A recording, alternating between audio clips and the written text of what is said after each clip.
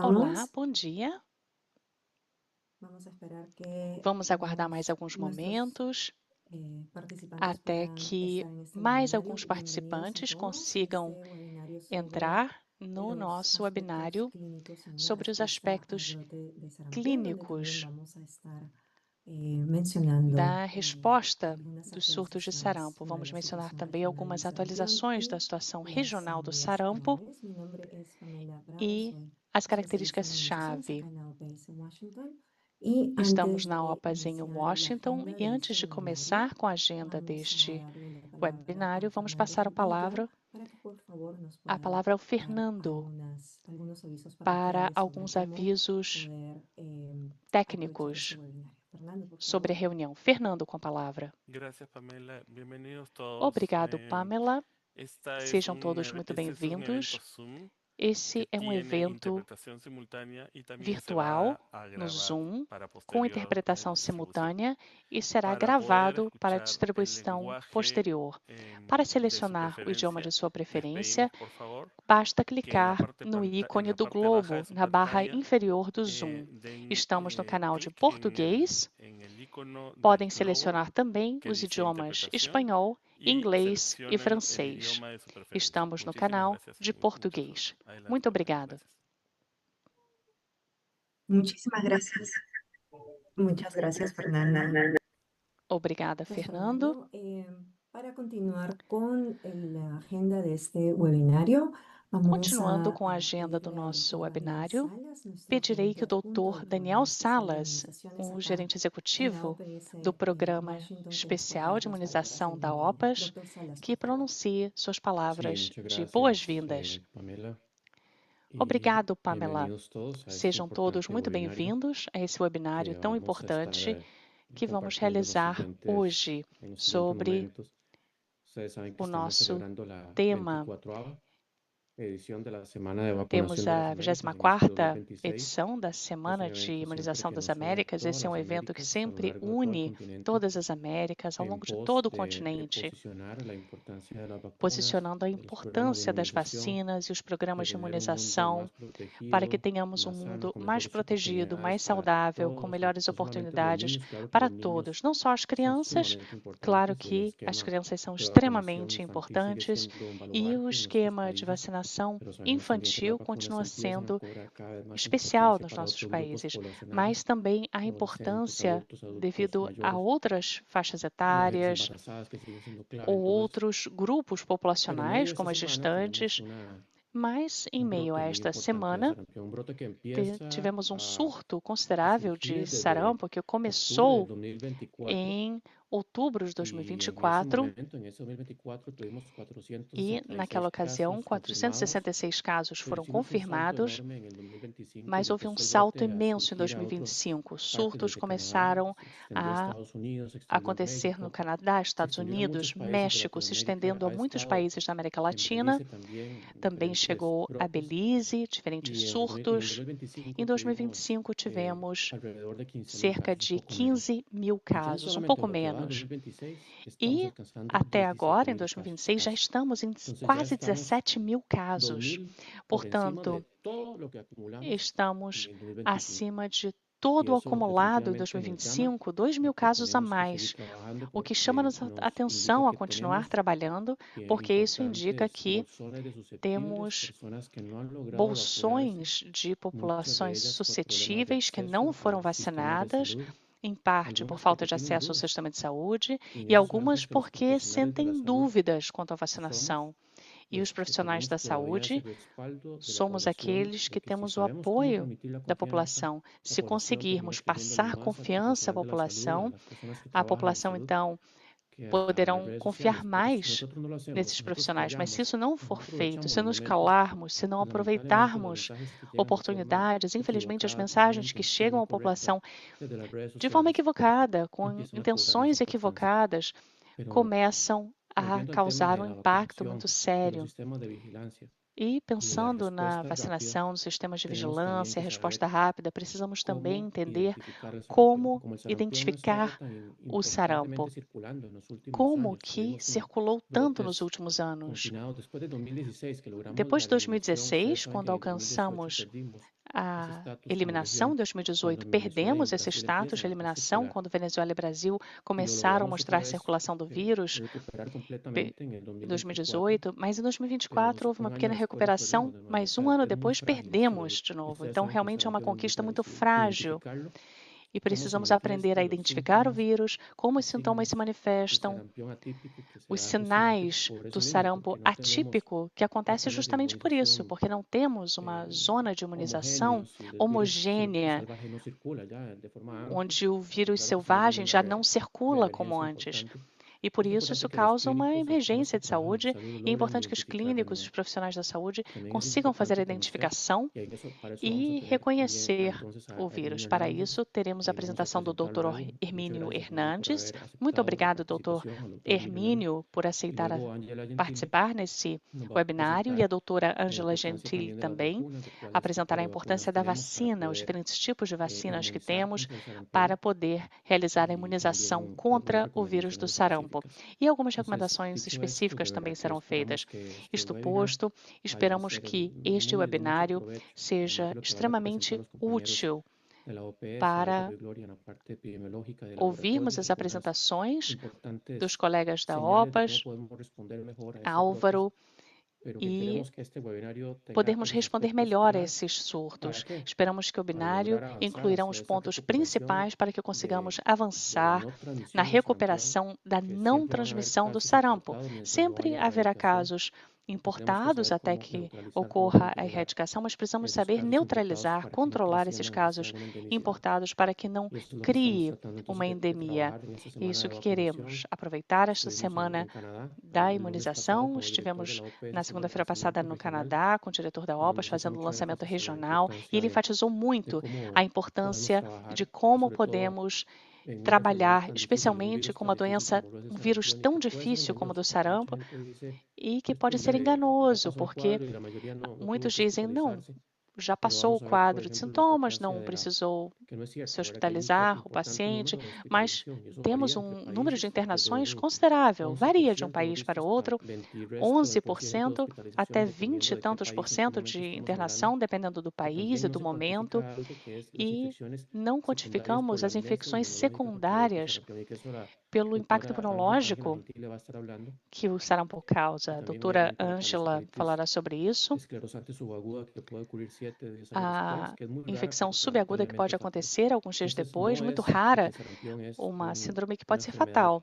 Então, o sarampo não é uma doença leve, tem suas repercussões, muita perturbação social, e precisamos prestar muita atenção sobre como podemos trabalhar para que não se transforme, insisto, em uma cadeia sustentável de transmissão endêmica sustentada em segmentos da população. Muito obrigado por sua atenção e nos veremos em breve. Obrigado. Muito obrigada, Dr. Salas, por essas boas-vindas. Vamos continuar com a nossa agenda. Passo a palavra ao Dr. Álvaro Wittenbury, assessor regional em imunização, e a doutora Glória Rey, que trata do componente laboratorial. Por favor, lembrem-se de que os participantes podem colocar suas perguntas no chat, na sala de bate-papo, para que os apresentadores possam respondê-lo.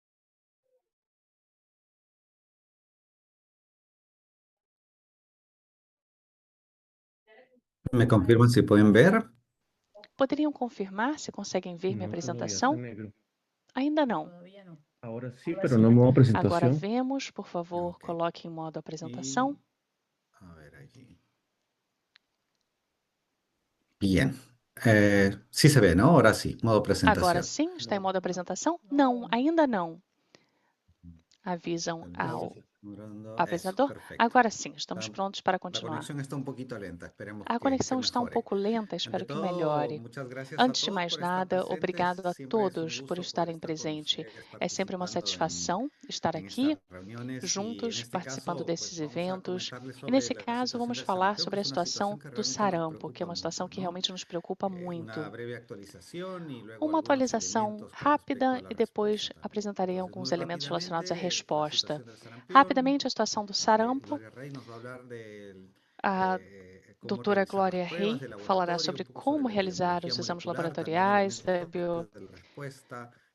biologia molecular, elementos da resposta, a resposta rápida e também algumas considerações relacionadas aos eventos em massa. E com relação à situação regional, não poderíamos começar sem mencionar as coberturas vacinais. Como vemos, as coberturas, apesar de terem melhorado nos últimos anos, ainda estamos longe do 95% da nossa meta. Sabemos que temos que alcançar essa cobertura para conseguir garantir que não teremos grandes surtos de sarampos. E preste atenção que em 2024, que é o ano mais recente dos dados disponíveis, 89% para a primeira dose e 79% na segunda dose. E o que significa isso? Que 1,5 milhões de crianças na região das Américas não receberam dose alguma da vacina. E 1,3 milhões recebeu o esquema incompleto. Então, um número considerável de crianças que ainda não se beneficia da vacinação. Nesta tabela, vemos a transmissão nos países. Vemos 13 países com transmissão ativa na região.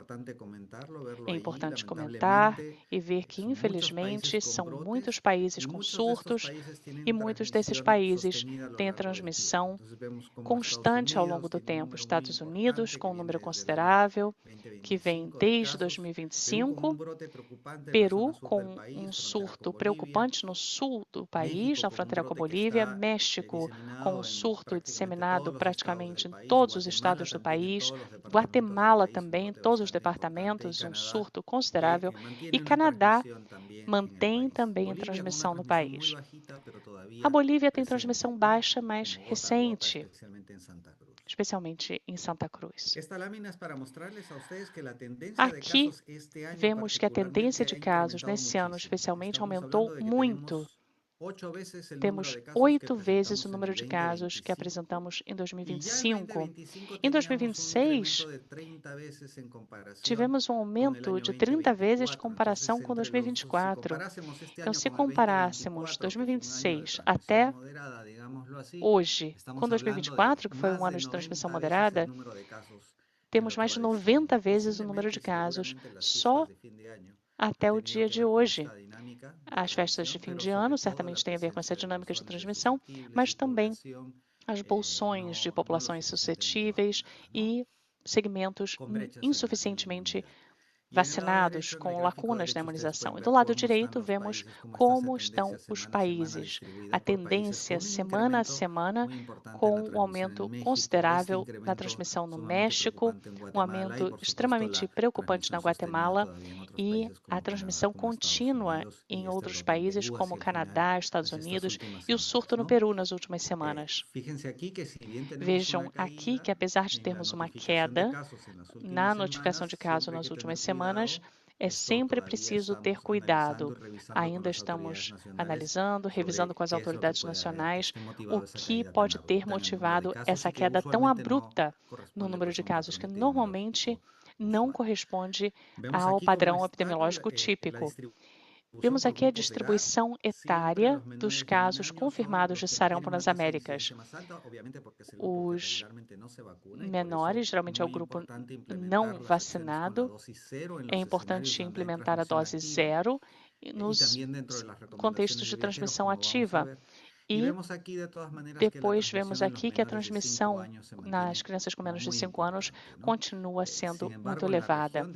Não obstante, na região, dada a dinâmica de transmissão que observamos, vemos incidências até os 29 anos, que pode ser preocupante.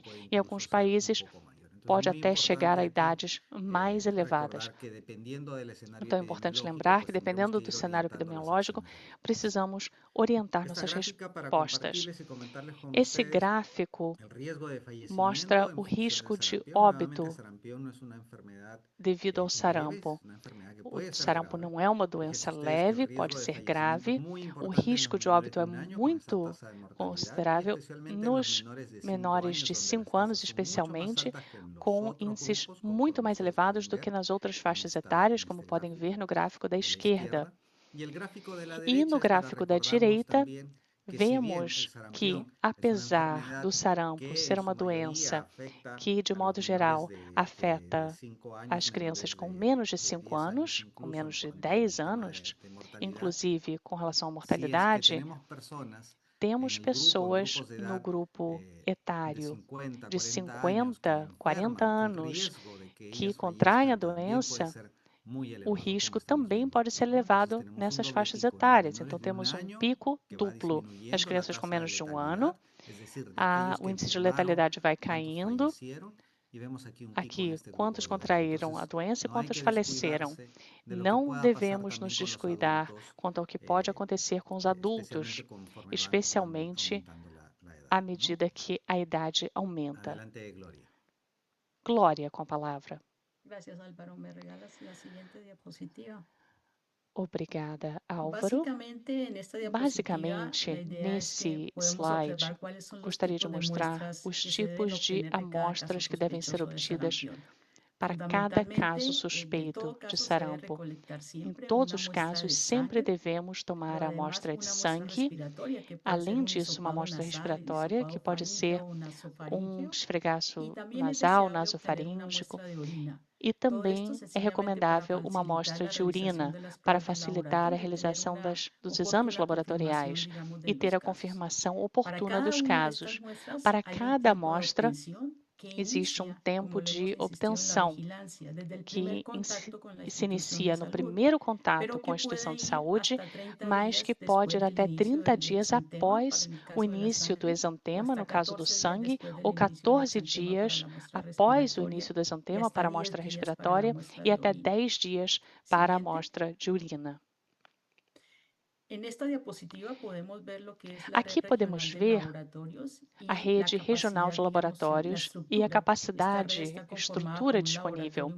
A rede é composta por um laboratório mundial especializado no ponto vermelho, 2 laboratórios regionais de referência, que são os pontos verdes, e 21 laboratórios nacionais. Ao mesmo tempo, alguns países que possuem laboratórios subnacionais. No total, temos cerca de 114 laboratórios ao longo da região que realizam esses testes.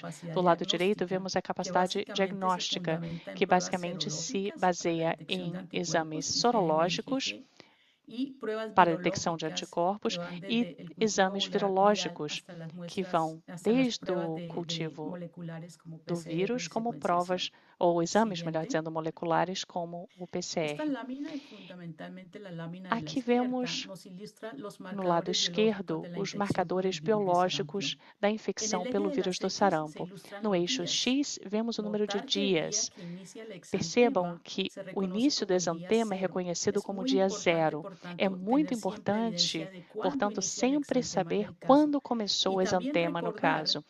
E é importante lembrar também que, em algum momento, o que esperamos é que a febre ocorra antes do exantema, até 3 dias antes. E é por isso que aparecem números negativos no eixo X.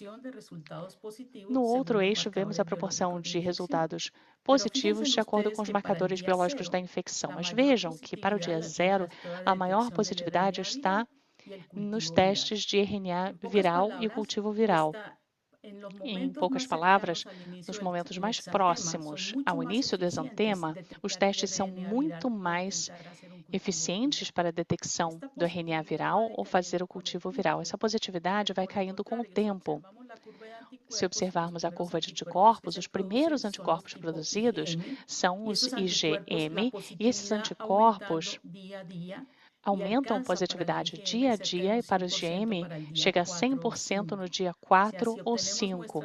Se obtemos a amostra após esses dias, teremos uma detecção de IgM que permitirá a confirmação do caso. À direita, vemos os critérios de confirmação pelo laboratório. Temos vários critérios listados, mas é fundamental lembrar que um único resultado positivo é suficiente para confirmar um caso como infecção recente de sarampo. Não é preciso realizar toda essa bateria de exames disponíveis no laboratório. E a continuação, O que observamos é uma distribuição mundial dos genótipos. E é importante lembrar que o vírus do sarampo é RNA, mas monotípico, ou seja, apenas um serótipo. Mas há variações genéticas, e essas variações permitem a classificação em 24 genótipos diferentes. Fazendo o sequenciamento e documentação dos genótipos virais, o que vemos no mapa é que os países em amarelo são os países que notificaram surtos de sarampo nos últimos 12 meses. E os círculos são os países que notificam os genótipos associados a esses surtos de sarampo. Vamos notar que o B3 aparece em círculos laranja e o D8 em azul. Nesse slide, vemos a sequência de notificação nos países da região das Américas em 2024 a 2026. Até umas 2 semanas atrás, temos a base de dados MINS, 3.469 sequências genéticas do vírus foram notificadas, mas basicamente correspondem a 2 genótipos, o B3 em laranja e o D8 em azul. Do lado direito, vejam a distribuição e a proporção dessas sequências ao longo do tempo. A maior proporção, sem dúvida alguma, é do genótipo D8. E entrando um pouco mais nessa parte molecular, vemos a curva epidemiológica do genótipo B3. Vejam as semanas epidemiológicas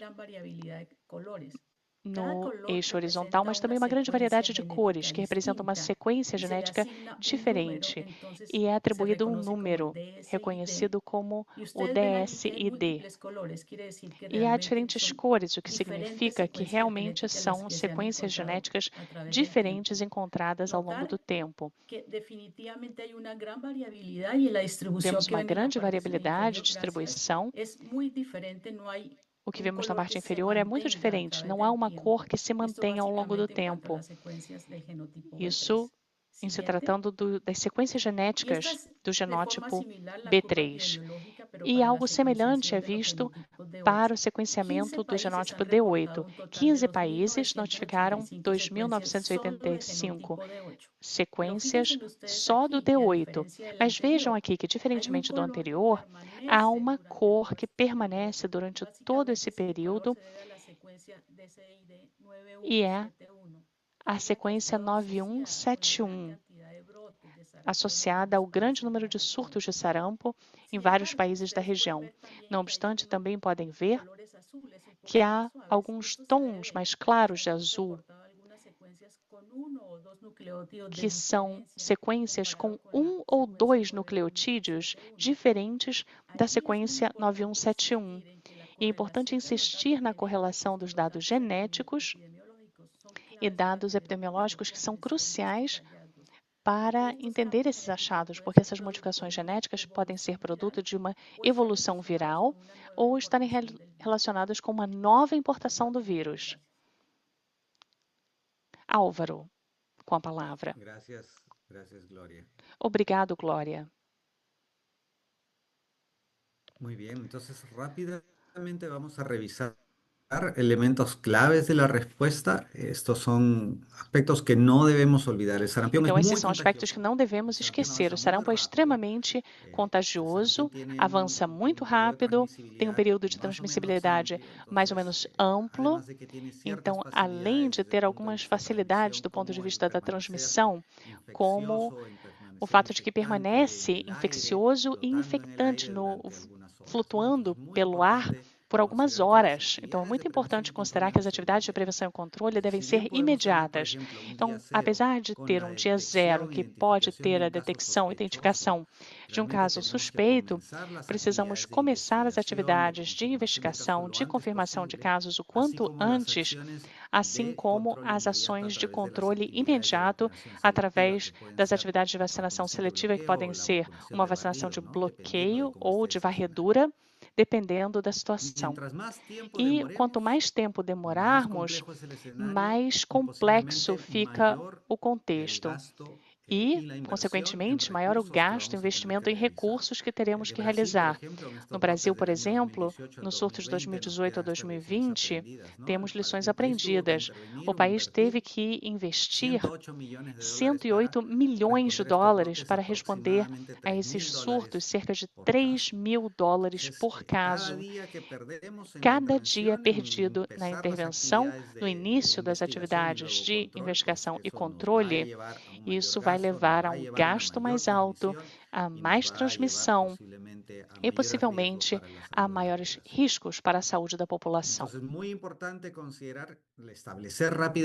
É muito importante estabelecer rapidamente os incidentes nas primeiras 24 a 72 horas para coordenar as atividades de vacinação, vigilância e laboratório. Sabem que os ministérios da saúde não necessariamente têm as equipes todas integradas e podem ter dificuldades na coordenação. Portanto, ter um mecanismo claro que facilite a coordenação é essencial. A ativação das equipes de resposta rápida, começar essas ações nas primeiras 72 horas, nos primeiros 3 dias, é essencial. A vacinação implementada deve ser a de bloqueio, de varredura, dependendo do cenário epidemiológico. Isso é muito importante. É um caso só, é um caso isolado, talvez uma de bloqueio seja suficiente. Mas se tivermos um grande número de casos, se a vacinação de bloqueio não estiver sendo eficaz para evitar a transmissão, nós precisamos ampliar as atividades e devemos considerar atividades como mudança de horário e dias de vacinação, incluindo fins de semana, por exemplo. Detecção precoce é muito importante. É importante que os profissionais da saúde e a população estejam bem informados. E devemos sempre usar as informações epidemiológicas para orientar as ações e a resposta. Há recomendações que foram emitidas pela OPAS recentemente, que vieram do Grupo Estratégico Assessor para Imunizações na região, com relação ao uso das vacinas. Aqui está a recomendação. O uso da vacina aqui, LZ, a tríplice Leningrad-Zagreb, ou seja, e também a tríplice Jerry-Lin, e isso para as crianças de 12 meses a 10 anos de idade. No caso de adolescentes e adultos, nós temos essas vacinas. No caso, a Leningrad-Zagreb deve ser usada para vários grupos que forem identificados como afetados pelo surto, caso seja possível, mas os países podem optar pelo uso dessas vacinas para vacinar pessoas que têm mais de 10 anos de idade. É muito importante que os órgãos assessores nos países façam uma avaliação e não devem esperar o momento do surto para seguir essa recomendação. Já deve haver algo feito para facilitar as atividades das equipes locais. Com relação às recomendações para viagens, todos os viajantes, e aqui nós mencionamos as atividades da FIFA e da Copa. Nós sabemos que a Copa vai acontecer em 3 países que têm uma atividade importante, e todas as pessoas a partir de 6 meses de idade podem se vacinar, recebendo uma dose. Se já tem o esquema vacinal completo e podem provar isso com a caderneta de vacinação, não há nenhum problema. Mas sem esse esquema completo, se tiverem qualquer dúvida, é muito importante receberem uma dose. E o ideal seria ter a segunda dose semanas antes da viagem, mas digamos que a viagem já está perto, então é melhor se vacinar de qualquer maneira, mesmo que seja a primeira dose. Isso deve ser considerado. As autoridades de saúde também devem informar os viajantes a respeito dos sintomas de sarampo para que eles possam relatar seus próprios sintomas, como febre, exantema, e tosse, coriza e outros sintomas.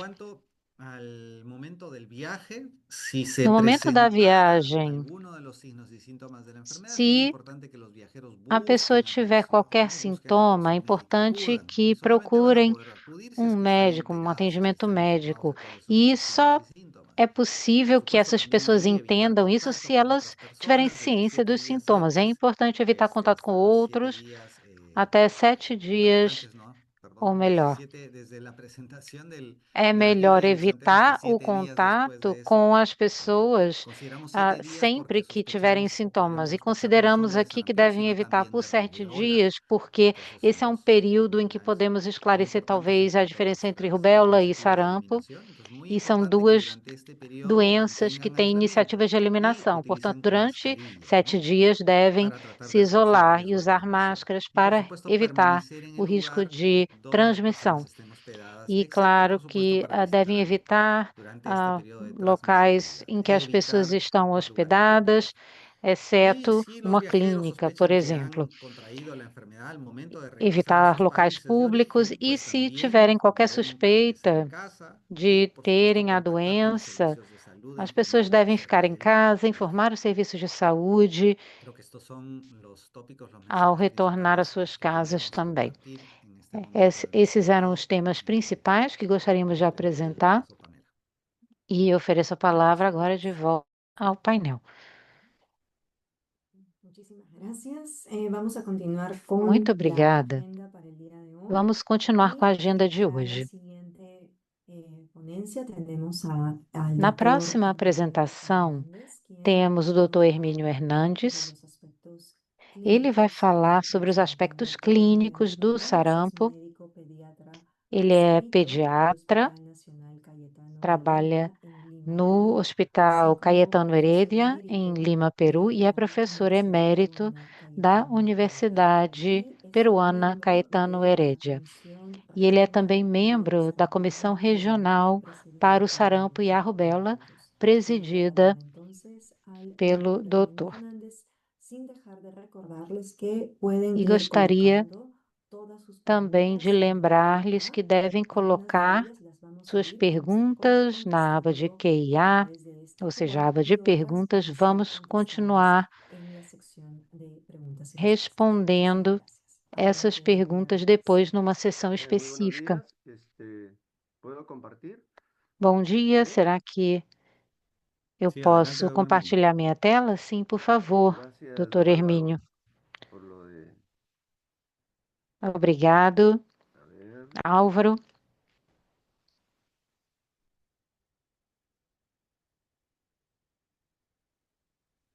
¿Estamos, creo que en pantalla completa?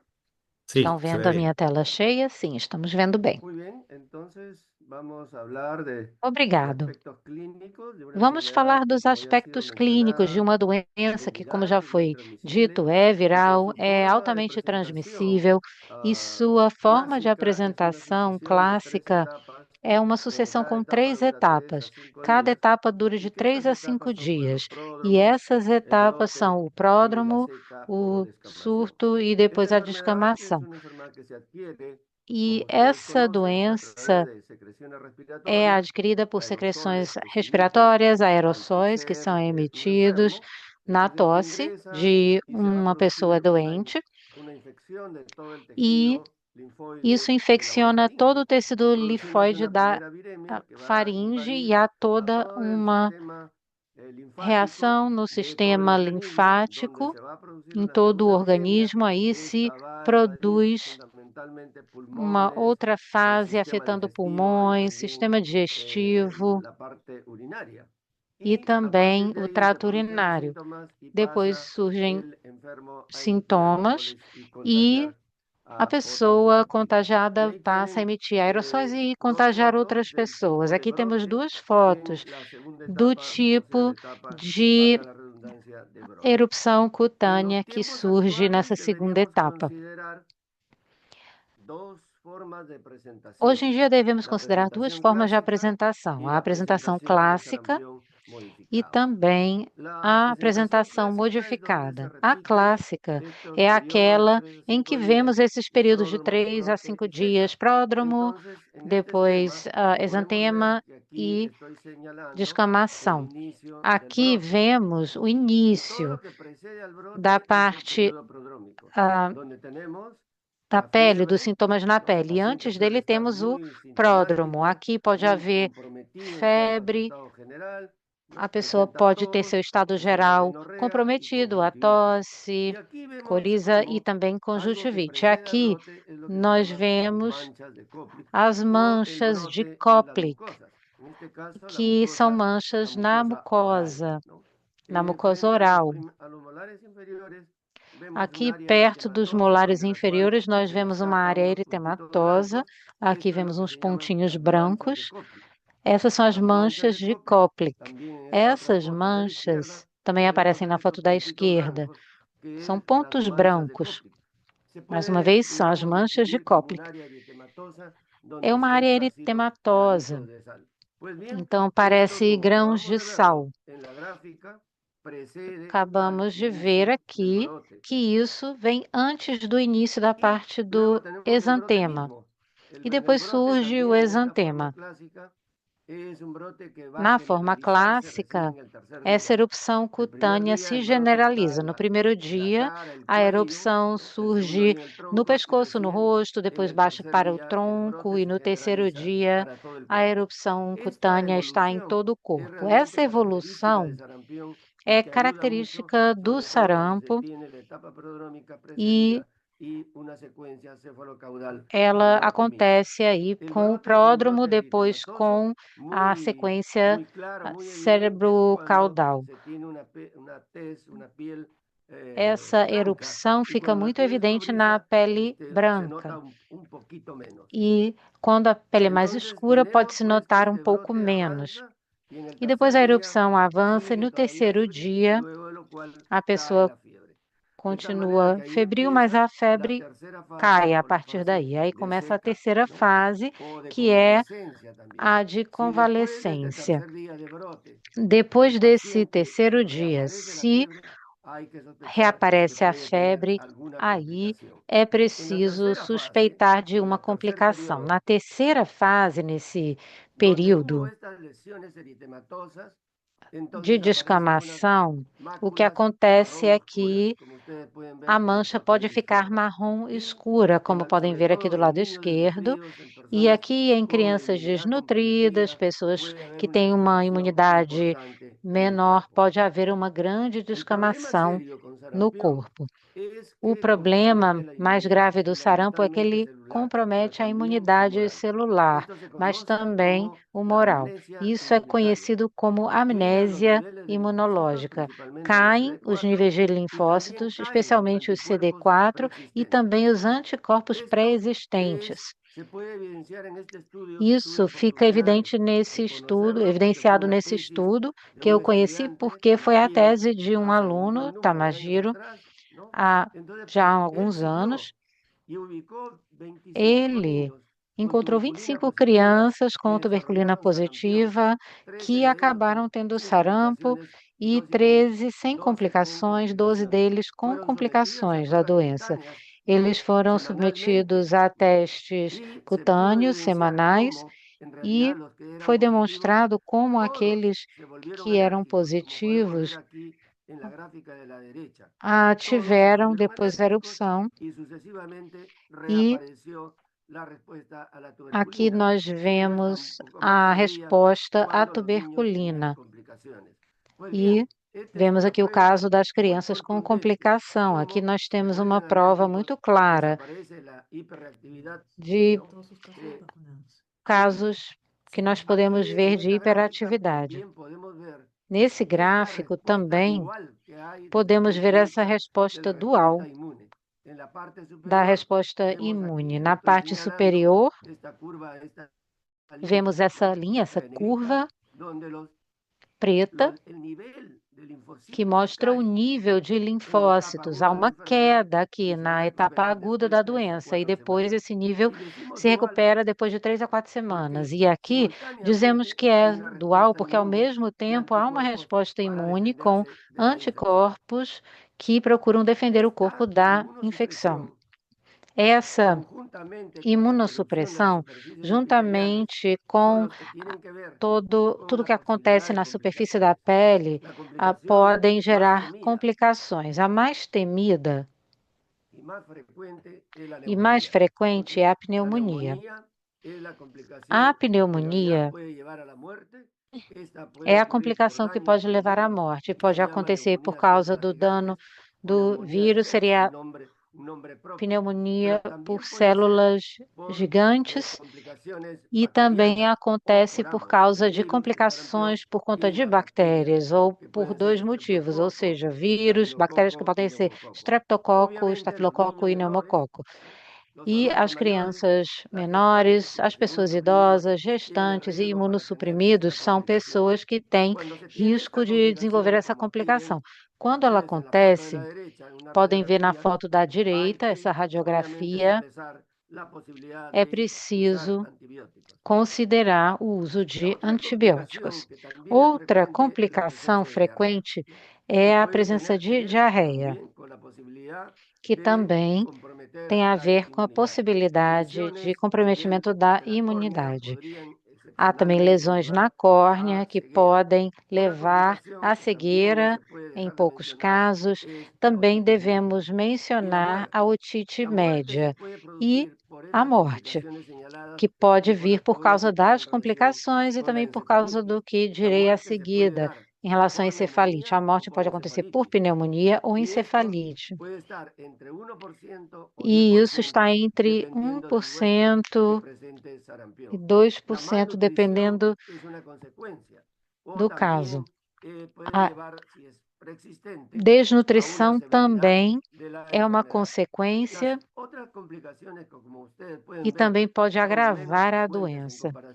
E aqui nós vemos outras coisas menos frequentes.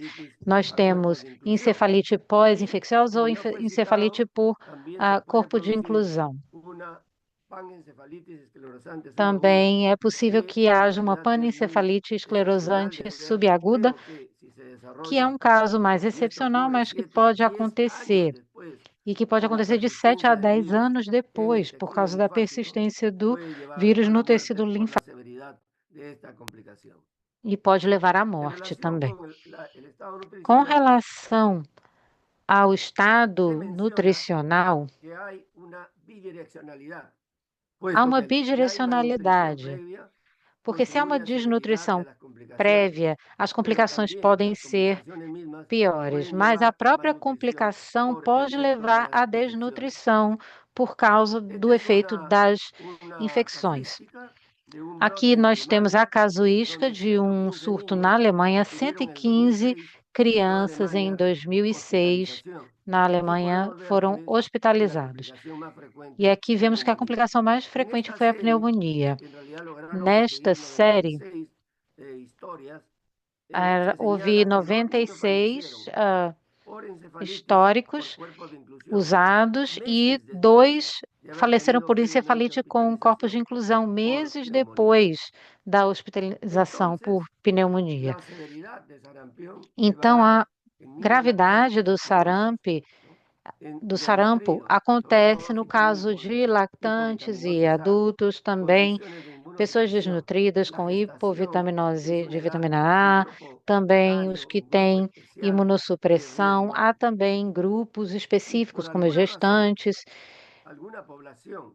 que são mais vulneráveis. Se uma população, por qualquer motivo, não tiver tido uma exposição, nós acabamos vendo uma letalidade muito alta e vemos isso no histórico da doença, na história.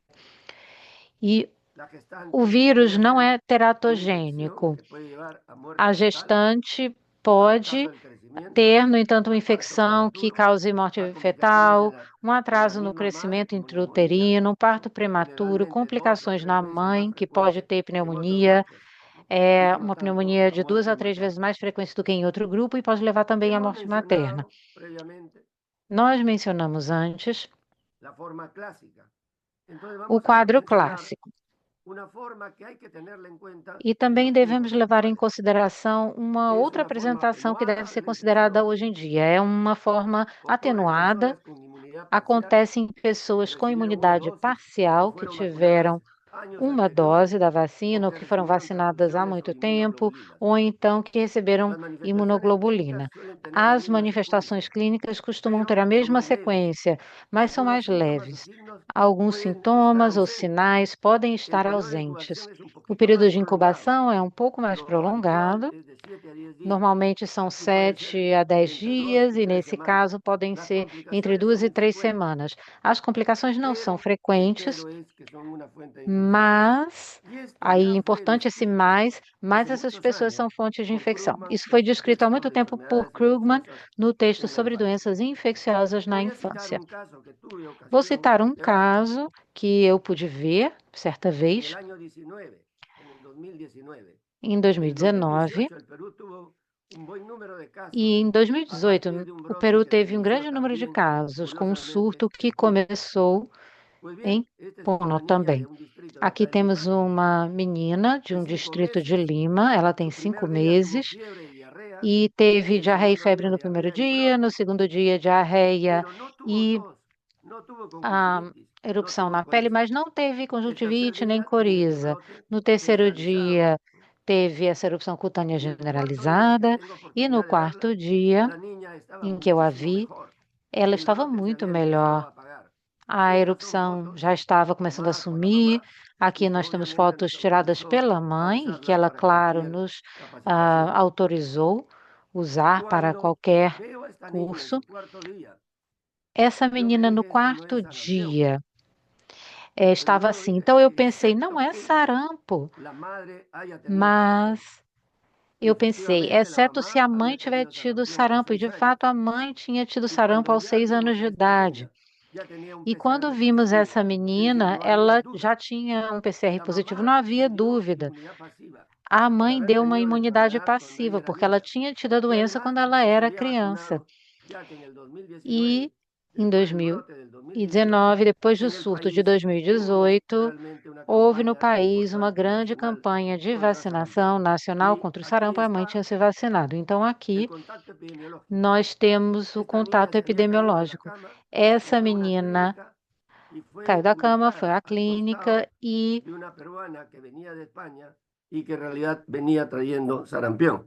ela acabou ficando do lado de uma pessoa que vinha da Espanha e que vinha trazendo o sarampo. É importante considerar isso. Ela tinha um PCR positivo documentado, mas ela não tinha um quadro clássico. Ela tinha um quadro de sarampo modificado. Aqui nós temos um conjunto de casos da Espanha. Nós podemos ver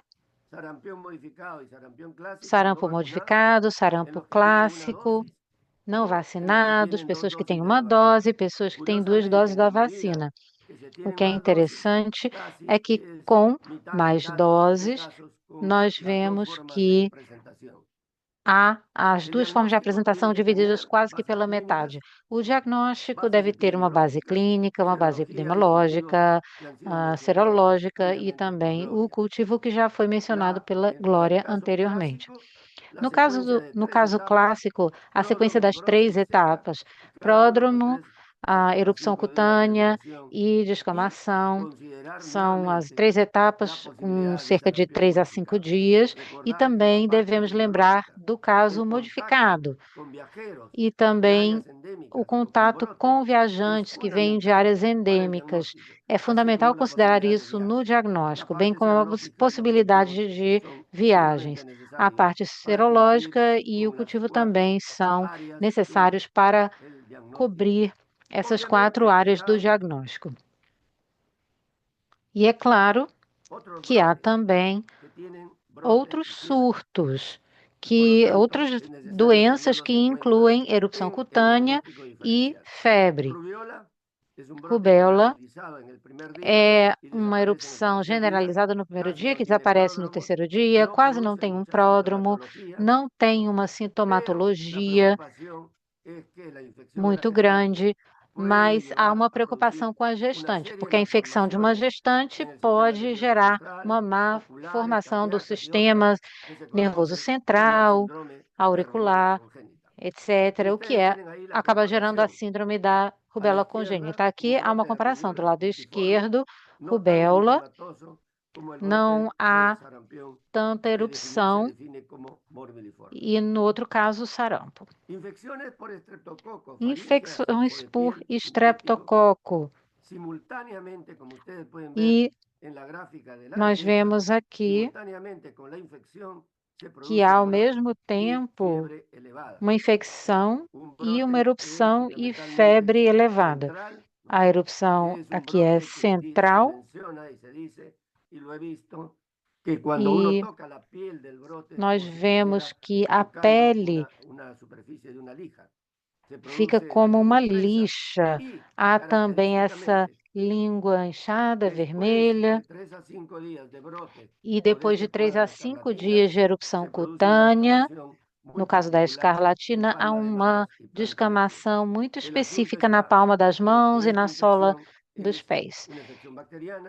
Essa é uma infecção bacteriana e que exige antibióticos, penicilina para evitar complicações posteriores. Outra infecção viral, a mononucleose infecciosa, às vezes pode gerar uma erupção cutânea. É importante ver o hemograma, os linfócitos atípicos, que são bem diferentes dos linfócitos normais. Há também uma erupção muito específica,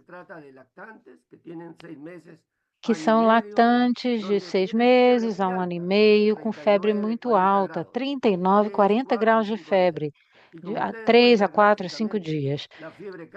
E vemos aqui que a febre cai bastante depois, e aí surge o exantema generalizado, que pode durar de 8 a 12 horas ou até 3 dias.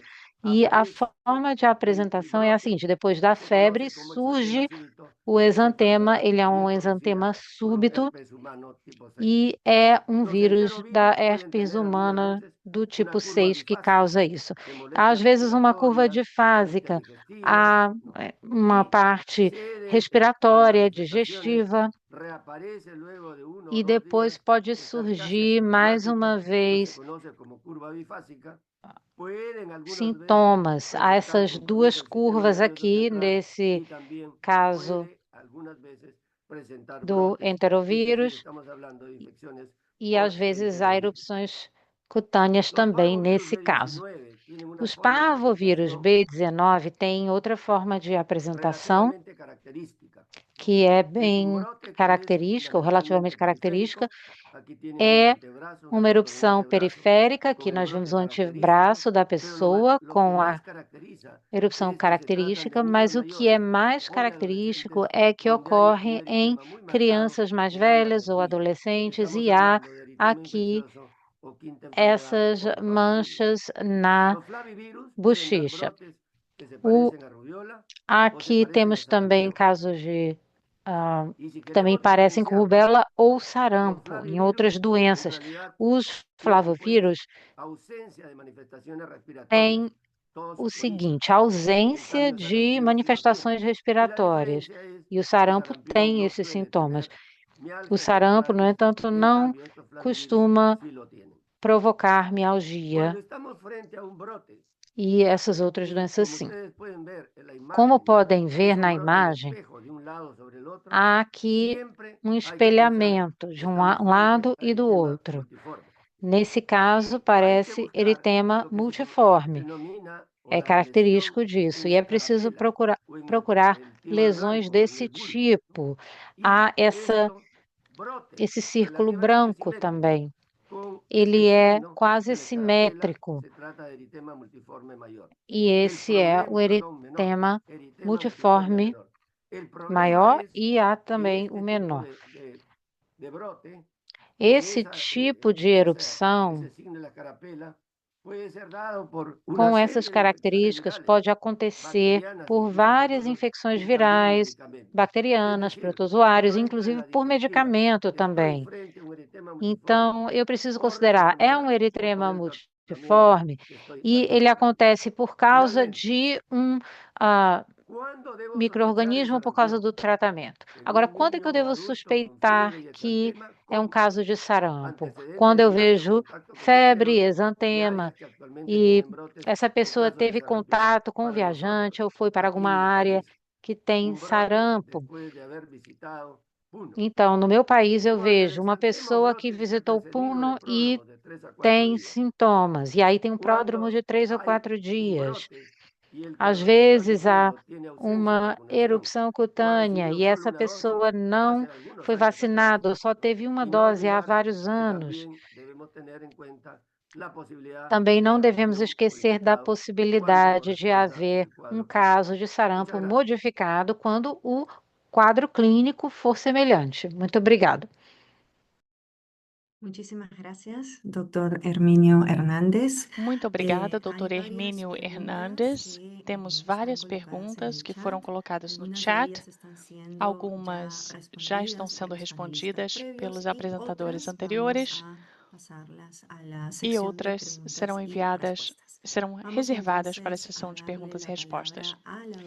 Vamos passar a palavra, então, à doutora Ângela Gentile, que é especialista pediátrica em doenças infecciosas e epidemiologia no Hospital Infantil Pediátrico Ricardo Gutierrez, na Argentina, membro do Comitê Nacional Assessor de Ética do Ministério da Saúde da Argentina e ex-presidente da Sociedade Argentina de Pediatria. E também foi presidente do Comitê de Vacinas da Sociedade Latino-Americana de Infectologia Pediátrica. Ela colabora como professora de infectologia pediátrica na Universidade de Buenos Aires e na Universidade Austral. E também é membro da nossa Comissão Regional de Sarampo-Rubéola. Doutora Gentile, com a palavra.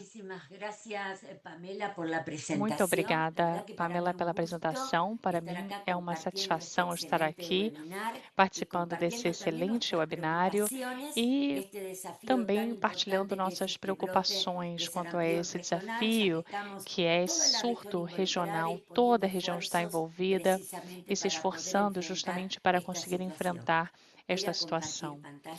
Vou mostrar minha tela. Por favor, avisem se conseguem ver a minha tela. Se vê completa a imagem? Conseguem ver a imagem completa? Sim, doutora. Muito bem. Muchas gracias, Pamela. Muito obrigada.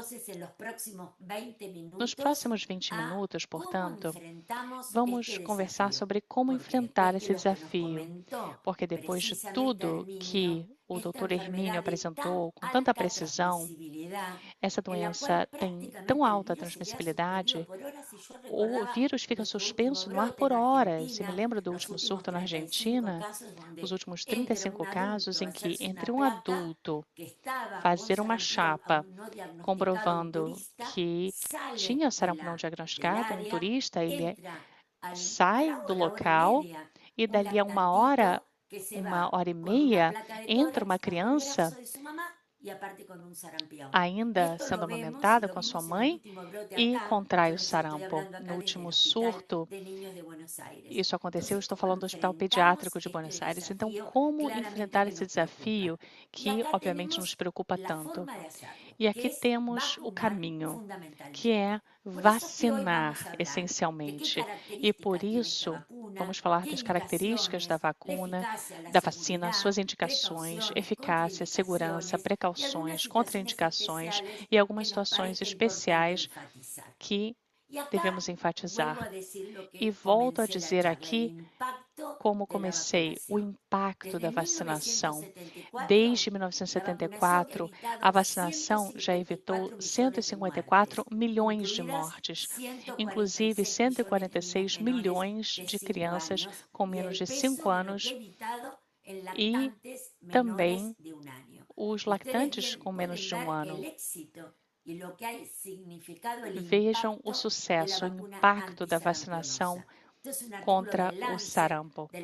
Aqui temos um artigo do Lancet, de 2024, que enfatiza a importância da vacinação. E aqui vemos claramente o licenciamento da vacina, primeira dose, dose única, e a necessidade de incorporar uma segunda dose, já em 1989, e o início da eliminação do sarampo. Mas o primeiro conceito-chave é que precisamos de 2 doses. Outro ponto importante, vamos começar a ver agora as características da vacina. Essa é uma vacina viral atenuada. Vacina tríplice viral, sarampo, rubéola. E temos a indicação para gestantes e a situação de comprometimento imunológico. E sabemos que não todos são iguais. Algumas situações têm risco mais alto. Quando vemos as indicações, algumas situações-chave desse ponto de vista. Mas a viral atenuada, temos que entender quais os grupos não devem recebê-la inicialmente. E lembrar também de tudo que sabemos sobre a vacina de conservação, não deve ser congelada, e a questão do frasco multidose. Coloquei isso aqui porque depois vou falar um pouco do timerosal. E o timerosal é um conservante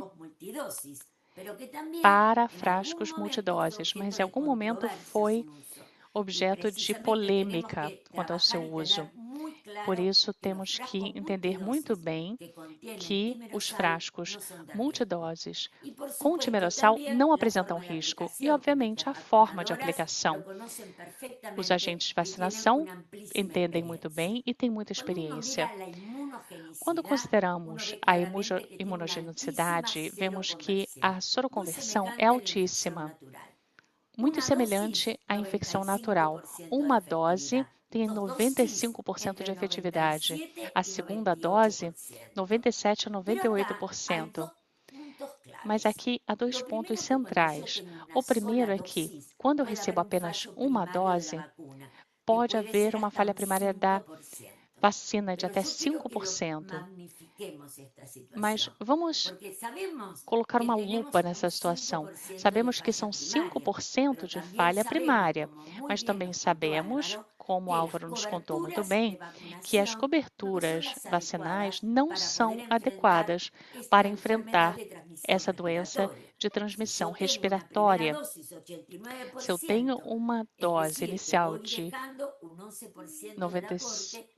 89%, 11% fica sem vacinar. Mas temos uma falha de 5%, e vimos até que pode ser mais elevado do que isso. Quero que entendam o acúmulo de suscetibilidade. Então, evidentemente, precisamos sanar essa falha primária e fazer com que a segunda dose, quando for aplicada, não seja um reforço, mas sim é uma dose para cobrir aquela falha primária e alcançar todo o resultado máximo do programa de imunização. E aqui, a título de exemplo, gráfico, sarampo de 12 a 18 meses, a importância de dar a segunda dose de forma adiantada. Aqui a primeira dose, a porcentagem de proteção e a segunda dose. Então, temos muito o que fazer e a importância de enfatizar que precisamos de 2 doses a partir de 1 ano de idade. Mas, claro, pode haver também uma falha vacinal secundária, não só aquela primária que analisamos e que dizemos que com a segunda dose poderíamos sanar. Pode acontecer que, quando ocorre uma falha secundária, a porcentagem é muito baixa, 0,2%, Mas precisamos conhecer isso, especialmente o webinário de atualização. Sabemos que podemos detectar o IgG no início da doença, que a doença vai ser modificada ou atenuada, que, de modo geral, sempre, a maioria dos casos do sarampo, ocorre em pessoas não vacinadas. Mas vale a pena recalcar isso, especialmente porque pode passar algum caso nessas circunstâncias. Então, a falha vacinal secundária é sempre nas pessoas previamente imunizadas, geralmente não as crianças mais velhas, porque já receberam a segunda dose. Mas não é o caso dos surtos. Quando vemos a situação atual e vemos que o grande peso é o grupo dos não vacinados, isso precisa ficar claro. Quando consideramos as indicações de uso, aqui temos outro ponto importante: a necessidade das 2 doses e a necessidade de que a segunda dose ou reforço ocorra no segundo ano de vida, ou seja, a importância de ter justamente essa segunda dose nessa idade. Receber 2 doses da tríplice viral ou uma dose da tríplice e uma da dupla é essencial para dizer que o esquema está completo. E, obviamente, cada país precisa considerar sua própria epidemiologia, porque o ponto central aqui é a idade máxima da vacinação. Podemos vacinar adultos, pessoas idosas? Sim, absolutamente sim. Mas cada país, baseado nos seus dados prévios, cada país, baseado na circulação, nas coberturas vacinais, determinaram qual é a idade a partir da qual não é mais necessário vacinar. Por exemplo, na Argentina, quem nasceu antes de 1965 não precisa se vacinar. Por isso, é importante entender a epidemiologia e, por outro lado, também ter muito claro o que acontece com a cobertura e como foi obtida. E, geralmente, os países têm esses dados disponíveis e usam esses dados para suas diretrizes técnicas. Aqui vamos entender uma dose única, inclusive em idade ótima, mesmo se a partir dos 9 meses, pode chegar a resultar em uma falha primária de 15%. E esse é outro ponto que quero frisar. Recomendamos a partir dos 12 meses. Se não recebe aos 9, terá soroproteção, mas menor, no máximo 88,7% após 4 a 6 semanas. Então, a vacinação a partir de 1 ano, quando já não há interferências dos anticorpos maternos, é aí que alcançamos a melhor efetividade da vacina. Portanto, a eficácia e a soroconversão têm uma correlação direta com a idade da aplicação da primeira dose do esquema. E por que aplicamos a segunda dose? Aqui vemos com total clareza. Vamos cobrir essa falha primária da vacina e, assim, ter populações menos vulneráveis. E vejam aqui esse esquema que mostra a diferença entre uma dose e 2 doses. Ustedes la ven con una dosis, 89%, 2 dosis, 100%. Uma dose, 89%, 2 doses, 100% da soroproteção. Mas vemos também o perfil de suscetibilidade. Se temos baixa soroproteção, temos bolsões de populações suscetíveis. Com 2 doses, esse perfil é mínimo. E se quisermos eliminar a doença, precisamos de um esquema de rotina sólido, o que inclui 2 doses. Por outro lado, também é importante fazer o acompanhamento dessa população, que demonstra que a segunda dose oferece uma memória imunológica constante por décadas. Ou seja, se a vacinação foi feita na fase pediátrica ou mais tarde, eu sou adulto e aparece um surto, mas eu já recebi 2 doses, eu posso ficar tranquilo, porque lembrem, não é só a resposta dos anticorpos, mas também a resposta celular. Então, sabemos que a memória sabemos que va a imunológica estar adequadamente estará protegido. Por eso que no adequada son para proteger essa necesarias pessoa. las Então, revacunaciones não é luego necessário a de un esquema revacinação completo de 2 após um dosis. esquema completo de 2 Si doses. continuamos, el otro punto que siempre preocupa Continuando, es el outro uso ponto que sempre simultáneo con otras preocupa vacunas, ¿no es é a cierto? aplicação Y simultânea acá com outras siempre recordar el tipo de vacinas. E aqui é antígeno. sempre Si yo importante tengo lembrar o tipo vacunas de a virus antígeno. vivos atenuados, Se como es for com um esta, vírus vivo si atenuado, tengo como que dar essa, otra se vacuna viral preciso dar atenuada, como puede outra ser vacina varicela o viral fiebre amarilla, atenuada, o como juntas con da un febre intervalo sino amarela, de 4 semanas. eu Con el também resto de las posso vacunas no tenemos ningún problema. Es decir, dar que si estamos en campaña de influenza, que es una essa vacina, inactivada, mesmo se si for uma tenemos que vacina vacunar un ativada, chiquito se con tivermos una que vacuna pentavalente o quíntuple, vacinar com uma bueno, evidentemente no pentavalente, tenemos ningún tipo de não problemas con los temos nenhum intervalos problema porque com estamos os dando una viral intervalos, atenuada con porque una estamos vacuna de dando antígeno no a vacina do replicativo. vírus vivo Es por atenuada, eso la e é por importancia isso de que é tener claro el tipo de importante antígeno que estamos, con ter el cual claro o estamos tipo de trabajando. antígeno Y com que recordemos que la trabalhamos. administración de E la segunda lembrando dosis que a es aplicação da segunda independiente de la dose cobertura é que haya en el país de la independente da primera, por cobertura todos los fundamentos que nacional ya da primeira, comentamos. baseado em Pero tudo que já claro, si uno explicamos. tiene pacientes Mas, en los claro, se cuales ha houver recibido una gama pacientes que receberam antitetânica o, por ejemplo, la uma enfermedad de Kawasaki, en la antitetânica cual uno da inmunoglobulinas a muy altas ou dosis, imunoglobulinas em evidentemente altíssimas uno sabe doses, que el evidentemente intervalo sabemos que o para dar intervalo una vacuna para dar uma viral vacina atenuada, en viral este caso atenuada, triple viral nesse o doble caso, a viral o tríplice ou varicela, dupla va a viral variar ou de acuerdo a catapora la vai variar concentración de dependendo estas da gamas de uno al concentração lado. No es dessas lo mismo dar una gamas. gama a 400 miligramos É quilo de un diferente, Kawasaki, 400 en el cual miligramas, es tan alta la concentración porque que a uno tiene que concentração é tão esperar alta, é para dar una preciso viral esperar atenuada mucho más tiempo, para entre 8 dar y 11 uma meses, atenuada a entre 8 e dar 11 una gama meses, estándar ao o ter uma bien gama otro tipo estándar de situaciones en las ou cuales el outros tipos intervalo de en situações, meses o es intervalo menor. de Es meses é por eso que menor. esto hay que Por tenerlo en isso, cuenta en las precisa indicaciones. ser levado em Punto clave: consideração. si E administro la um vacuna ponto en caso principal, de que ya se la haya aplicamos a recibido, por vacina no caso ejemplo, de já ter recibió 2 recebido, por dosis exemplo, previas recebeu 2 y no lo doses prévias sabía, no tiene e não carnet y la sabia, não perdió tem o se la o dio, más carnê, riesgo aumentado. a Se caderneta, administra una vacuna en não caso há de ya nenhum haber aumento de cursado la risco. enfermedad, Se no hay já ningún riesgo teve a aumentado. doença, Elevará não aumenta o anticuerpos risco. y será un estímulo. Será Simplemente um estímulo no hay simplesmente. riesgo, es segura. Não há Y las risco, é personas segura. inmunizadas no transmiten el virus vacunal. E as Siempre ha habido pessoas mucho imunizadas não problema con transmitem un o chiquito vírus vacunado y la mamá vacinal. embarazada.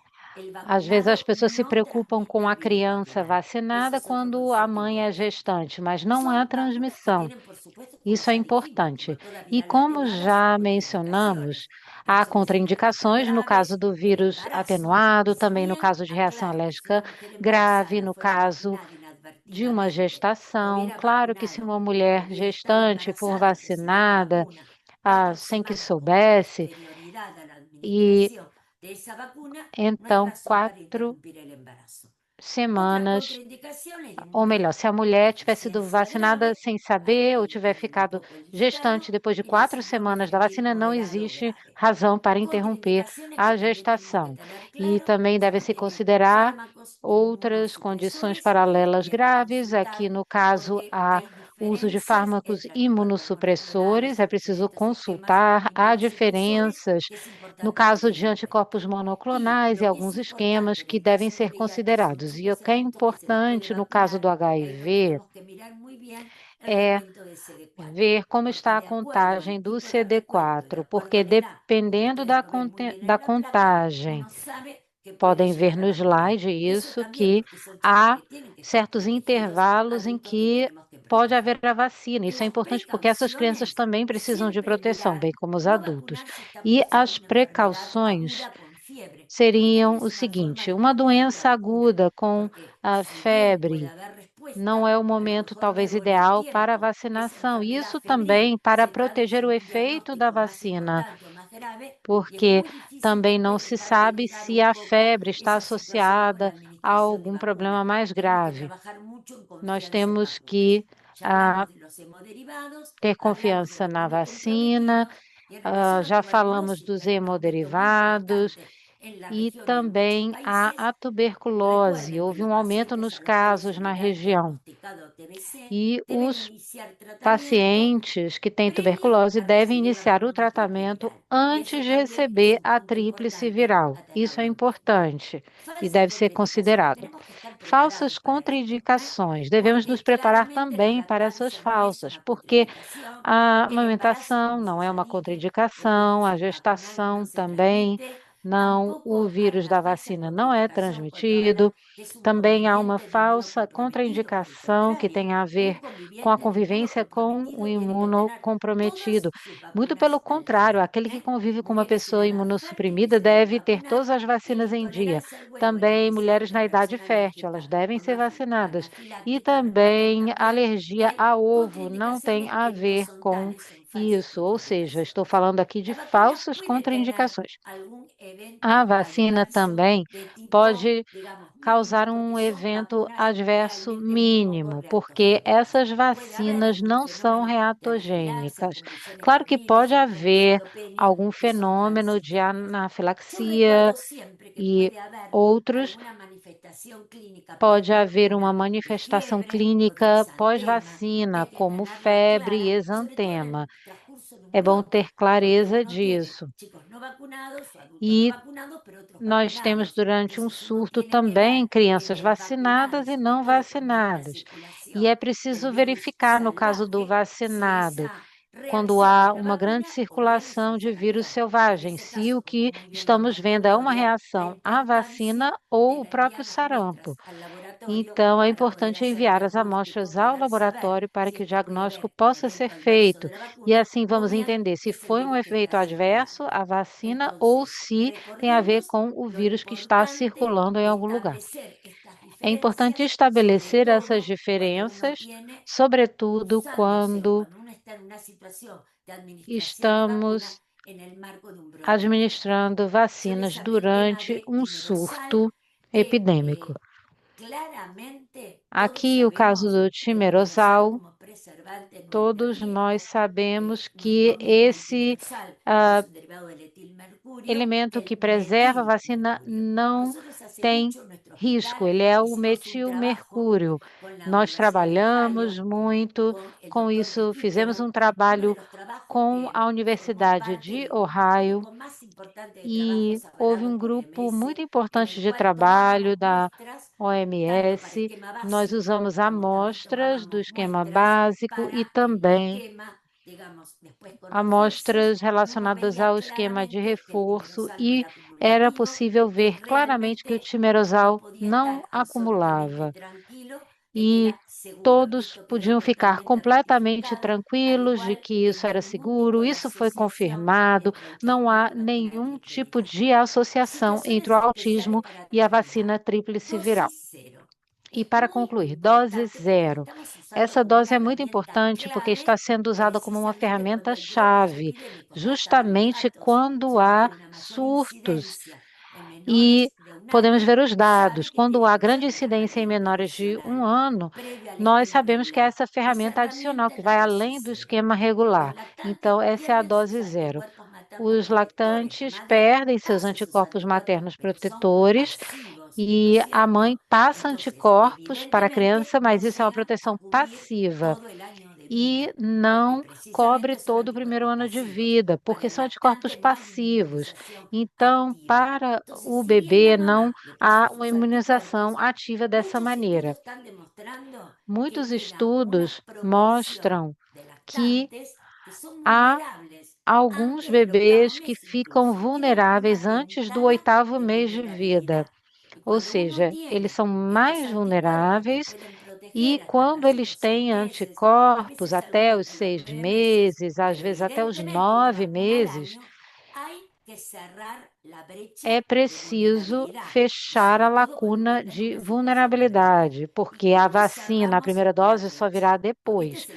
E como é que nós fechamos essa lacuna? Porque isso é crucial no caso de surtos. Esse espaço aqui que acontece porque diminui os anticorpos maternos e a dose 1 só virá depois, Então, aí entra a dose zero. Essa dose tem uma eficácia global de 58%.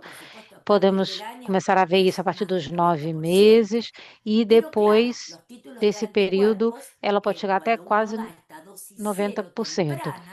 Quando essa dose zero é dada bem cedo, e pode ser de 9 meses a 1 ano ou antes, é que nós vemos que há uma proteção maior. E a proteção definitiva, no entanto, só acontece com a dose 1, que virá depois no primeiro ano de vida. Então, como fazemos para fechar essa lacuna imunológica? Quando há um surto, há países endêmicos que podem querer realizar uma campanha suplementar. Também há casos de contato com surtos em creches, por exemplo, há contato com populações deslocadas e refugiados. Então, cada país, com suas características, vai considerar sua cobertura e vai avaliar com suas autoridades a importância dessa dose zero, uma dose que não faz parte do esquema regular. Se eu der uma dose zero, depois a criança pode continuar o esquema vacinal com as outras doses? Sim, claro que sim, porque essa vacina é uma viral atenuada. Então, eu só preciso considerar depois se vai haver outra viral atenuada, mas não há no esquema vacinal nenhum tipo de problema. Agora, há 2 doses e nós, profissionais da saúde, devemos dar o exemplo. Nós devemos evitar as fontes de transmissão. Nós podemos ser fontes de transmissão e também podemos ter que faltar o trabalho por causa de doença. E nós estamos nas linhas de frente desse trabalho contra o sarampo. E digamos que não tomamos as 2 doses. Como vamos fazer esse trabalho? Em uma situação de surto, é importante ter toda a equipe completa, trabalhando de maneira comprometida. Portanto, vamos sempre tomar as 2 doses como profissionais da saúde. Vamos ver aqui também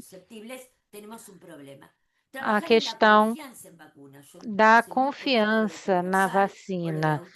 Eu já falei de timerossal, autismo, mas há na OPAS também um trabalho muito firme, documentos que abordam a questão da confiança.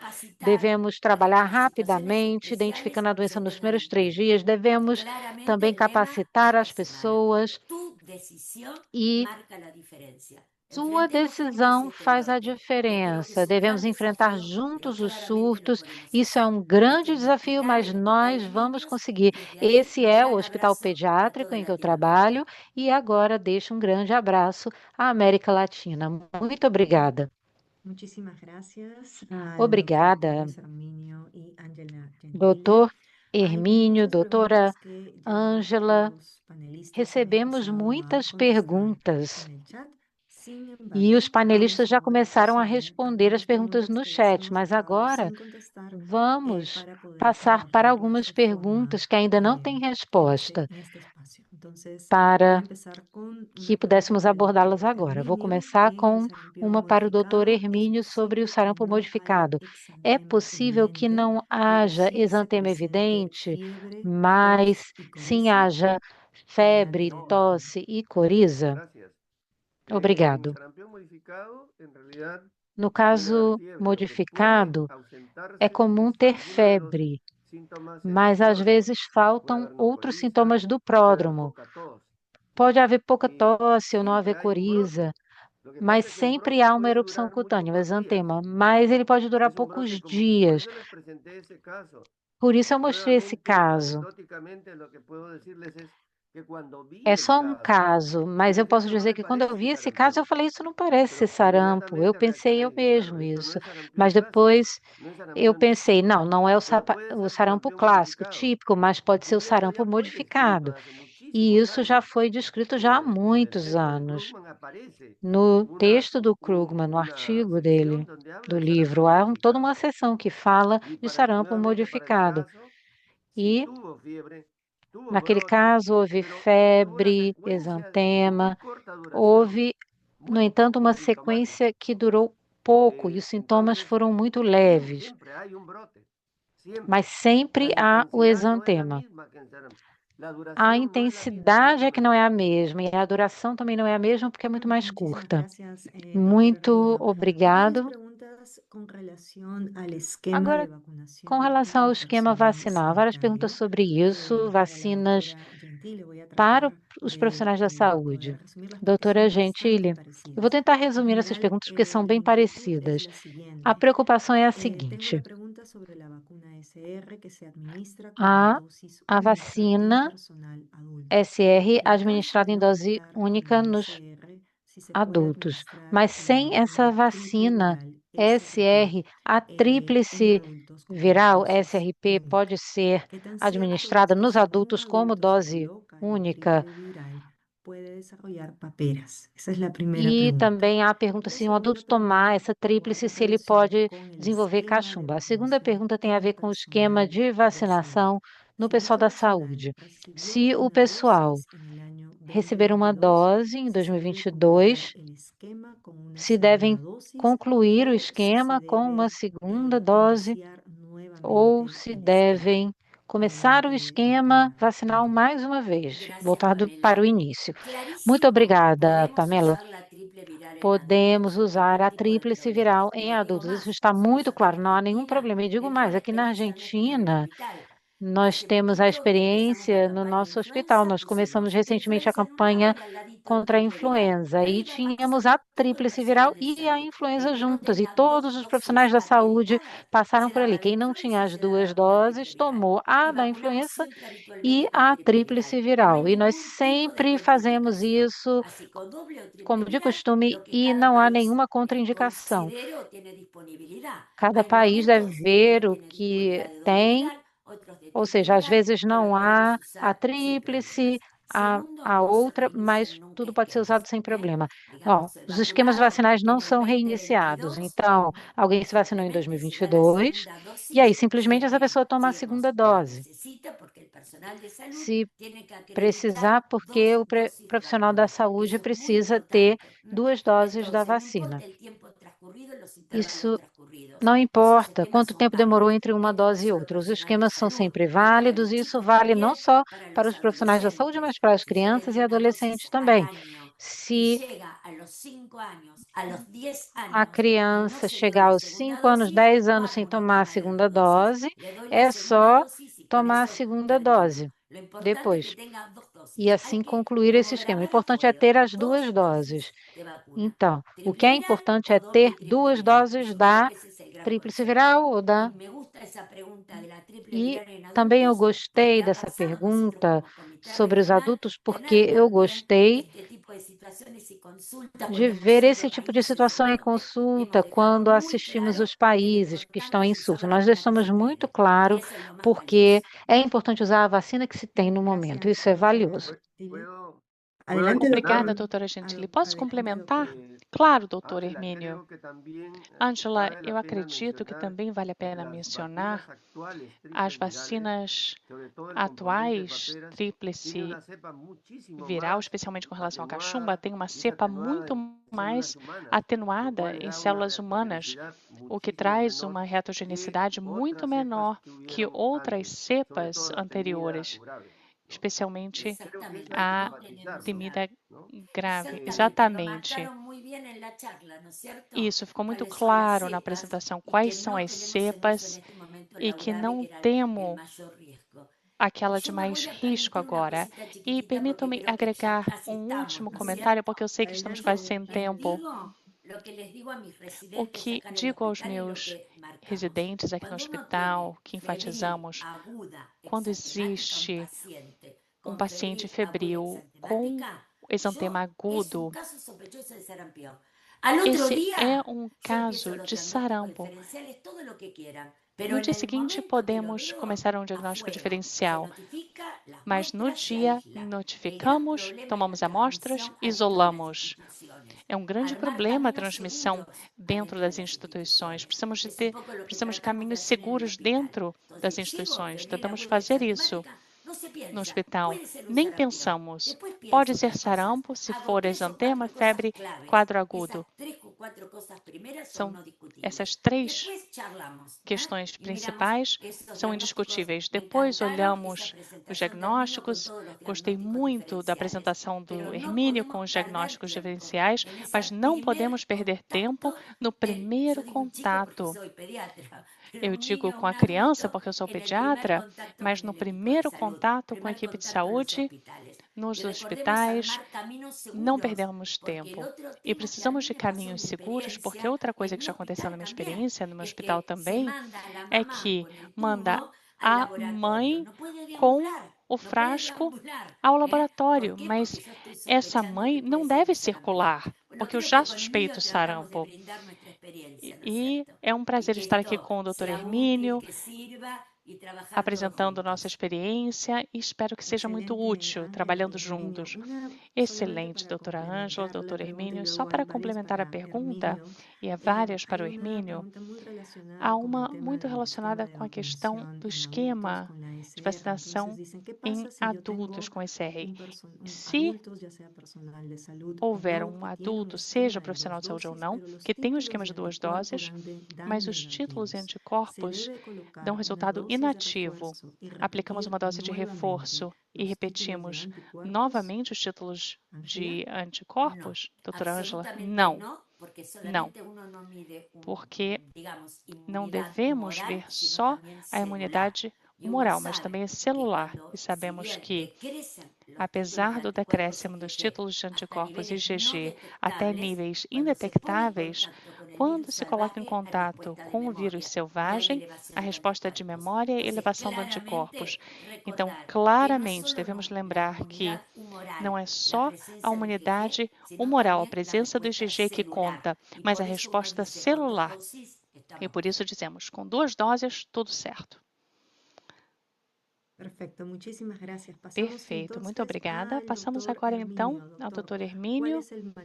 Qual é o recomendado com as gestantes? Como devemos usar a imunoglobulina? Alguma variação de acordo com o trimestre da gestação? Isso também foi dito pela doutora Ângela. As gestantes não devem receber a vacina com o vírus atenuado, como a dupla ou tríplice viral.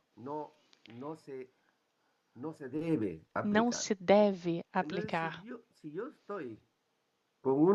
Se eu tenho uma gestante que teve contato com um caso, provavelmente a melhor maneira de protegê-la é com as imunoglobulinas, imunidade passiva. Não há outro caminho. Se o contato é claro, se o diagnóstico do caso índice foi comentado, especialmente com PCR, precisamos proteger essa gestante. Por ser gestante, como eu mostrei, há vários estudos. Há uma meta-análise de 29 estudos, com mais de 400 gestantes com uma letalidade de 5%. A habitual é cerca de 1%, em países desenvolvidos menos de 1%. Então, é uma letalidade de 5%, é muito alta. Complicações mais frequentes para a gestante e para o bebê, prematuridade, até aborto. Então, é preciso proteger a gestante. E, Pamela, vou agregar que tenho 3 grandes grupos no uso de gamas para gerir os contatos. As gestantes, muito claro, como o Dr. Hermínio comentou, é que no hospital, muitas vezes, temos pacientes imunocomprometidos, aos quais também não podemos aplicar a vacina. Quando há contatos muito próximos, temos que protegê-los. Isso aconteceu no último surto. Álvaro também apresentou os casos, os 35, até também em surtos anteriores, quando existe um paciente com imunocomprometimento, na gestão dos contatos próximos, não podemos bloquear com a vacina, então usamos a gama-globulina. E a terceira situação é a criança com menos de 6 meses, porque entre 6 e 12 eu posso dar a vacina, uma vacina dupla viral, mas com menos de 6 meses não, porque sabemos que há os anticorpos maternos, mas não sabemos quanto que irá bloquear. Então seria outro grupo preocupante. Então, os países precisam ter a gama-globulina para casos específicos. Não fazemos campanha de gama-globulina, só fazemos campanha de vacinação, mas claramente às vezes precisamos proteger um pouco mais e esses 3 grupos precisam ser analisados e ser levados em consideração.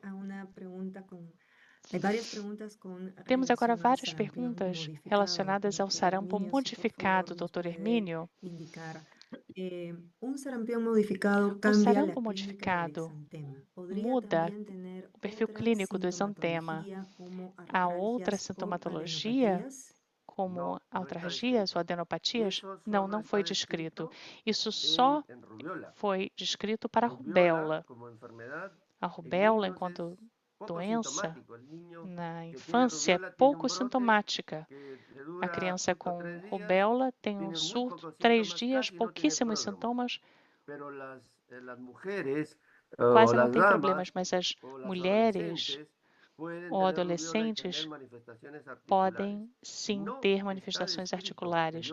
Não está descrito que eu me lembre de manifestação articular devido ao sarampo, e muito menos no sarampo modificado.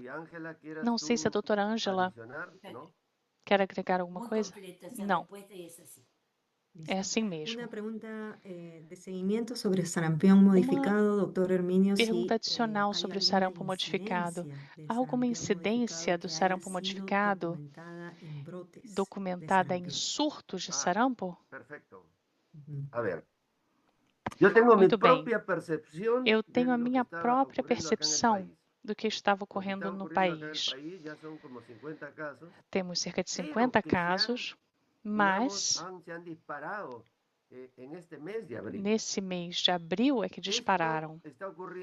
Isso ocorre, a grande maioria de casos, na região de Puno, especificamente em Sandia e outra província de Puno. Onde se contagiaram? Eu acredito que se contagiaram no Carnaval de fevereiro e na Festa da Candelária de fevereiro. Mas a consideração é que de fevereiro, ou final de fevereiro, março e abril, há um tempo de incubação bastante longo. Minha suspeita, essa suspeita, de que os primeiros casos foram contagiados nas festas da Candelária em fevereiro, Carnaval em fevereiro, nesta região, porque chegam turistas de diferentes partes do mundo e chegam bolivianos. Então, os primeiros casos devem ter sido sarampo modificado, que passam um pouco desapercebido. E por isso que a ênfase que a Ângela dá na sua instituição, todo surto com febre é sarampo até que se prove o contrário, para fins de campanha, para não termos surtos, para não termos casos de sarampo. Então, acredito, mais uma vez, que o que vemos agora neste surto em Puno, a grande maioria são 40 e tantos casos em Puno, pouquíssimos, 2 ou 3 em Lima. Acredito que o que estamos vendo são casos secundários e os primeiros passaram desapercebidos. Adelante, Ángela. No, un comentario también siguiendo Um un poco comentário, la idea de seguindo a Hermínio, ideia ¿no? do Me Hermínio, parece que es real lo que estamos me plasmando, la parece preocupación real de este sarampión, essa digamos, que preocupação se da cuando uno tiene dosis previas de vacuna, de um una dosis sarampo previa, el com sarampión doses prévias modificado. de Pero vacina, no um hay que sarampo olvidar modificado, mas lo não que devemos devemos esquecer do que nos mostraram nos primeiros dados, tanto Álvaro quanto a Glória, que temos, sobretudo, não vacinados, crianças com dose zero, sem vacinas, não vacinados. Há o relatório OMI, a Unicef, vemos um número altíssimo de crianças sem doses. A OPAS mostrou os números da região, então a grande preocupação é a cobertura vacinal e os não vacinados. Temos que considerar o sarampo modificado porque pode confundir. Talvez no primeiro contato com a equipe de saúde, eu estou no hospital, no centro de saúde, vejo uma criança ou um adulto com um quadro tão incerto, buscávamos os elementos do sarampo. Isso não será assim mais porque agora temos definições muito claras para não perder caso algum. Então, acontece que às vezes esse sarampo modificado pode ocorrer. Por isso fazemos a análise, mas sem esquecer que temos casos de sarampo em pessoas não vacinadas, que as coberturas estão baixas, que precisamos de coberturas altas, homogêneas, porque há lugares no mesmo país em que há coberturas altas em algumas áreas e baixas em outras. Eu sempre gosto de enfatizar que a criança que permanece em situação de risco, porque é preciso vacinar há 12 meses, outros países dizem 15, 18, mas até receber o esquema, muitas vezes chega tarde. Completa o esquema, mas mais tarde que o habitual. Então, por quanto tempo esteve correndo risco sem completar o esquema? Por isso, precisamos ser oportunos. A questão é, temos que vacinar. E a segunda questão é oportunidade. Essa me parece ser uma mensagem importante. Buscar os não vacinados. E também digo, não é ficar sentado nos postos de saúde, nos hospitais. Temos que ativamente buscar esses não vacinados. Costumam ser populações muito vulneráveis e, se não forem ativamente buscados, nem têm a clareza da necessidade dessa vacinação, porque suas necessidades se concentram em outras áreas, por muitos riscos, alimentação diária, muitos filhos, uma situação de muita vulnerabilidade. Então, realmente temos que ir buscar essas pessoas, porque se ficarmos nas nossas instituições, essas famílias não vão ter acesso à vacina. Então, me parece muito claro que temos que evitar esses bolsões de não vacinados e trabalhar nos territórios com os líderes das comunidades, justamente para ajudar a vacinar todos esses grupos. Ótimo, Ângela. Vamos encerrar esse tema sobre sarampo modificado, porque há outras perguntas. Eu vou convidar a doutora Glória Rey. Várias perguntas foram feitas sobre o diagnóstico, os testes diagnósticos em laboratórios para identificar um sarampo modificado. Eu gostaria de endossar o que foi dito pelo Dr. Hermínio, doutora Ângela. Esses casos de sarampo modificado são muito poucos, são esporádicos. Nós devemos esperar ver mais casos de sarampo clássico, mas sim, claro que devemos alertar a respeito desses casos para que as pessoas possam ver, documentá-los e tipificá-los. No caso de um sarampo modificado, pode haver vários testes de laboratório. E aí é importante ter as amostras que já foram mencionadas, sangue, respiratória e também urina.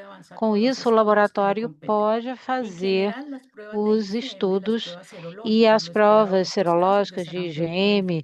Também, no caso desse sarampo modificado, podem acontecer porque esses casos têm uma imunidade prévia. E, assim, a IgM pode ser positiva ou negativa, porque a IgM é um marcador de uma infecção recente. É a primeira resposta do sistema imunológico. Como foi dito, há casos modificados que têm IgM positiva. Se ela for detectada, em geral, há uma menor intensidade e menor duração. Mas o que nós vemos sempre nesses casos é uma resposta de IgG. E, inclusive, bem no início já existe IgG e uma alta concentração disso. Também foi discutido aqui que isso é um estímulo imunológico e os anticorpos IgG se elevam rapidamente. O que é muito relevante para documentar isso é fazer teste molecular, documentar a presença do vírus e assim o PCR deve ser positivo. E, idealmente, é também desejável que haja um sequenciamento para a documentação do genótipo, mas também é possível fazer tipificação com IgM, IgG e PCR. E insisto, há uma bateria de testes porque isso dá mais força à documentação dos casos. E, em geral, esses casos também eliminam vírus em menor concentração, ou seja, uma disseminação menor, mas podem sim transmitir o vírus. Então, eles podem transmitir o sarampo a comunidades mais suscetíveis. Muito obrigada. Agora vamos para as manifestações fetais do sarampo em gestantes. O que o doutor Hernandes poderia dizer a respeito? O vírus do sarampo não é teratogênico, se sabe disso.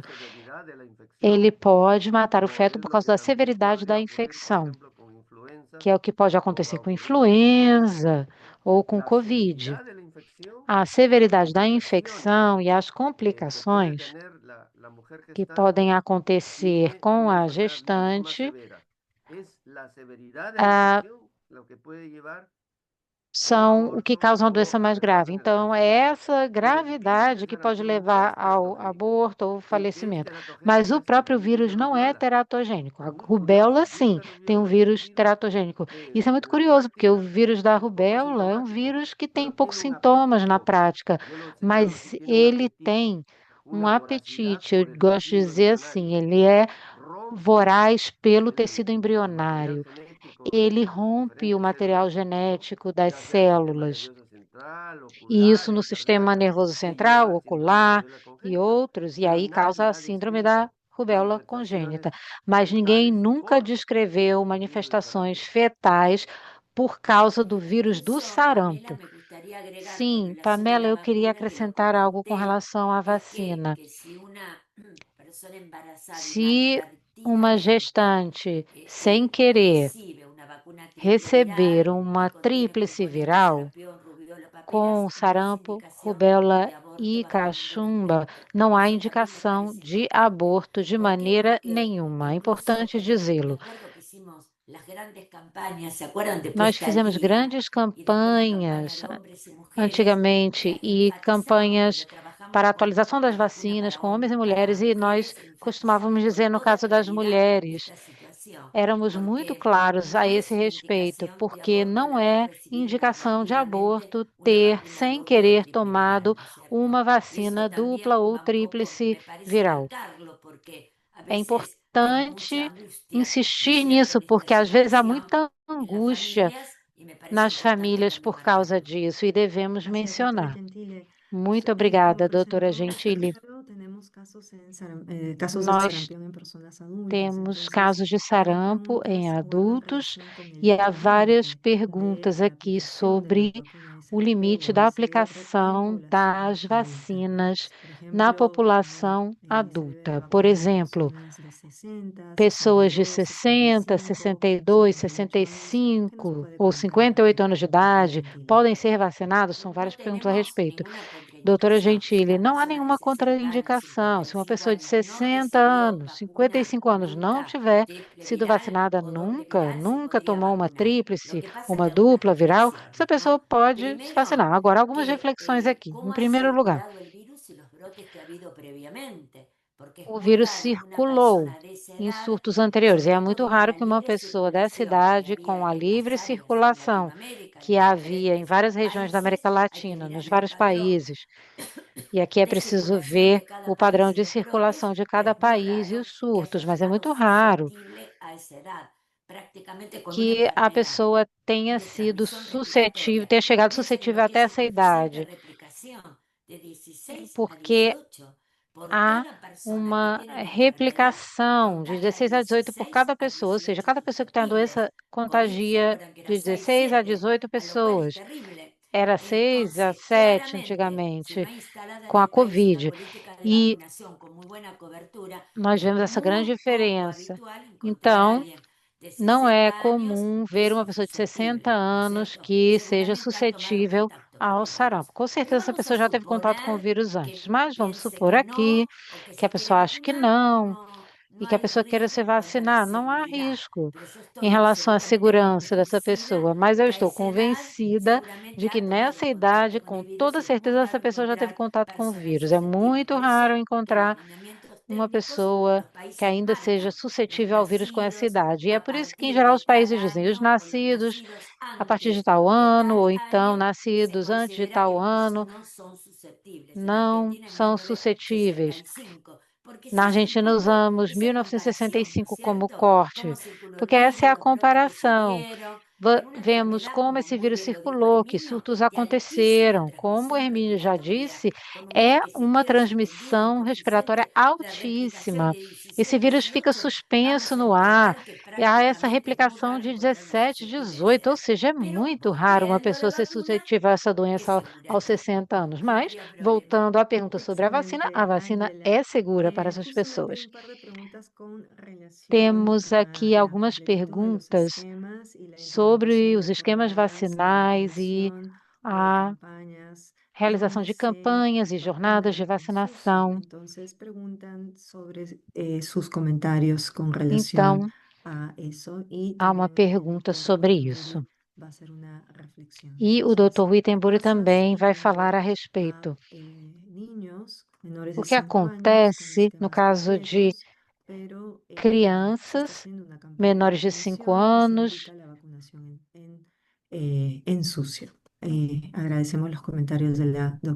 Essa vacinação é recomendada no caso de estar incompleta? Como é que se faz?